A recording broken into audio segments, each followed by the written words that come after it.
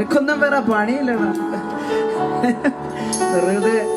വെറുതെ നിന്ന് ചുമ്മാ എന്തെങ്കിലും ഒരു പാട്ട് പാടുന്നു, എന്തെങ്കിലുമൊക്കെ പറയുന്നു. അതായത് തമിഴ്നാട്ടിൽ പാടേണ്ട പാട്ട് കേരളത്തിൽ വന്ന് പാടുന്നു, അറിയാവുന്ന പാട്ട് വല്ലതും പാട് എന്നൊക്കെ പറയുന്നു. പക്ഷേ നേരത്തെ പാടി എന്നെ സെഞ്ചോ എന്നുള്ള പാട്ട് തമിഴ്നാട്ടിലെ ഗിബ്സൺ ദുരൈ എന്നൊരു നല്ലൊരു മനുഷ്യർ എഴുതിയ പാട്ടാണ്. അതിനകത്ത് മുഴുവൻ പറയുന്ന ഗോസ്പലാണ് ആ പാട്ടിനകത്ത് മുഴുവൻ ഉള്ളത്. എൻ്റെ ജീവിതത്തിൽ ആ ഒരു പണ്ടത്തെ കാലത്തിൽ ഞാൻ എങ്ങനെയാണ് സമാധാനം ഉണ്ടാക്കുന്നത് ചോദിച്ചാൽ, ഞാൻ ട്രാവൽ ചെയ്യുമായിരുന്നു. ഈ ട്രാവൽ ചെയ്ത് ഒരുപാട് സ്ഥലങ്ങളിലൊക്കെ പോകുമ്പോഴത്തേക്കിനും ഒരു സമാധാനം കിട്ടും. പക്ഷെ വീണ്ടും വീട്ടിൽ കടന്നു വരുമ്പോഴത്തേക്കിനും ആ സമാധാനം നഷ്ടപ്പെടും. നിത്യമായ സമാധാനം തരുവാൻ ഒരാൾക്കേ സാധിക്കത്തുള്ളൂ.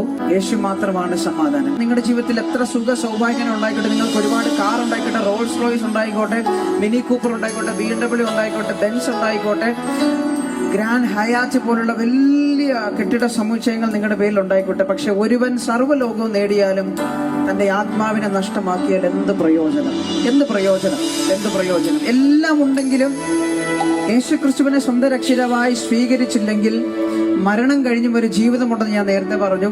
ആ ജീവിതത്തിൽ എത്തണമെങ്കിൽ യേശുക്രിസ്തുവിനെ നേടിയേ സാധിക്കത്തുള്ളൂ. ആകാശത്തിന്റെ കീഴിൽ മനുഷ്യർക്കിടയിൽ നൽകപ്പെട്ട ഒരേ ഒരു നാമം, അത് യേശുവിന്റെ നാമം മാത്രമാണ്.